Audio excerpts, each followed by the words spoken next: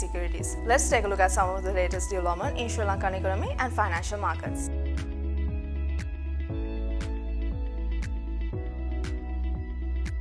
Sri Lanka achieved a significant milestone in its external debt restructuring as the government announced a groundbreaking agreement in principle with the Official Credit Committee regarding the treatment of a $5.9 billion debt. The agreement involves a combination of extending the debt's maturity and reducing interest rates. The OCC, co-chaired by India, Japan and France, while representing the Paris Club, played a key role in negotiations. The finalized terms will be formalized in a Memorandum of Understanding between Sri Lanka and the OCC, with subsequent implementation through individual bilateral agreements, with each OCC member adhering to their respective laws and regulations. Whilst the approval of the second tranche of nearly $334 million under the Extended Fund Facility by the Board of IMF is likely on 14 December.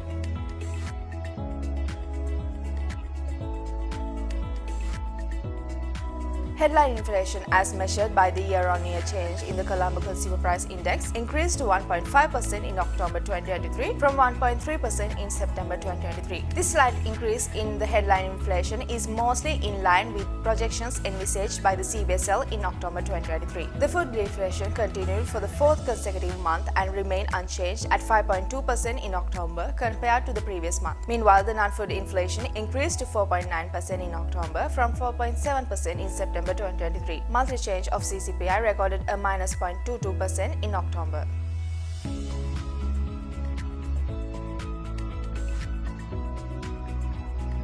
Sri Lanka's central bank governor revealed that the country utilizes cash deposits held in state banks to settle a portion of bond auctions, particularly when bid yields align with market rates. Despite concerns arising from a recent bond auction where only 73 billion rupees out of the targeted 250 billion rupees was sold, the governor emphasized that the Treasury no longer depends on monetary financing of these auctions. Instead, the Treasury has adopted a strategy of building up a buffer to manage any shortfalls effectively in both weekly and monthly auctions, signaling a positive shift in financial approaches.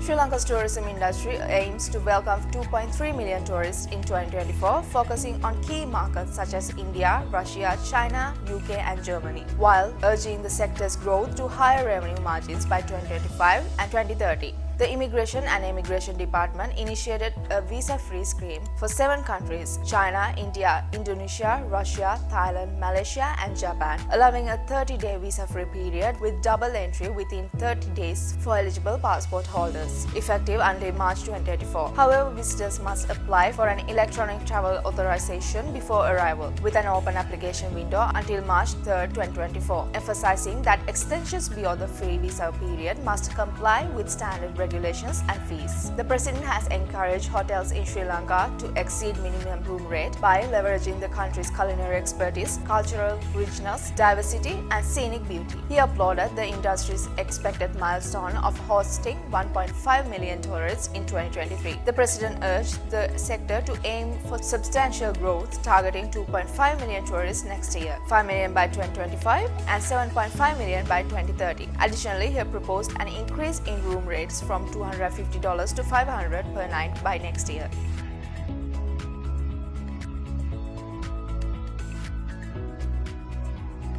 Saudi Arabia's Economy and Planning Minister engaged in talks with Sri Lanka, highlighting their interest in strengthening economic relations, specifically in garment and tourism sectors. President Wickremesinghe welcomed this and expressed Sri Lanka's commitment to modernize, inviting investments in areas like tourism and agriculture.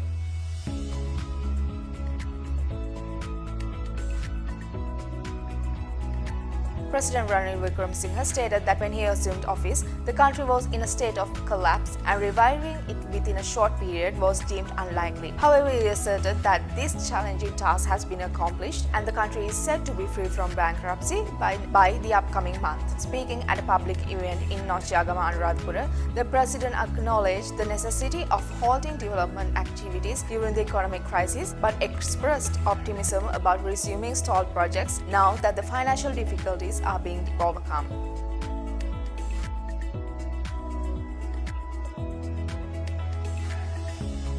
Commercial Bank has announced an initial issue of 60 million Basel III compliant debentures at par value of 100 rupees each to raise 6 billion rupees with an option to raise another 6 billion in the event of an oversubscription of the initial issue. NDB has announced an issue of 50 million Basel III compliant debentures at a par value of 100 rupees each to raise 5 billion rupees. Kagaz Bank Limited has announced a 500 million rupees initial public offering subscription. The IPO's official opening is 14th December. The IPO will offer 62.5 million ordinary voting shares at 8 rupees per share.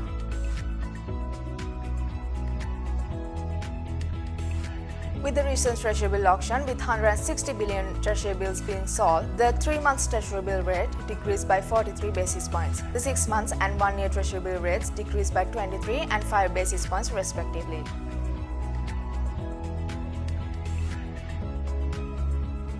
Let's take a look at this week's Colombo Stock Exchange market status.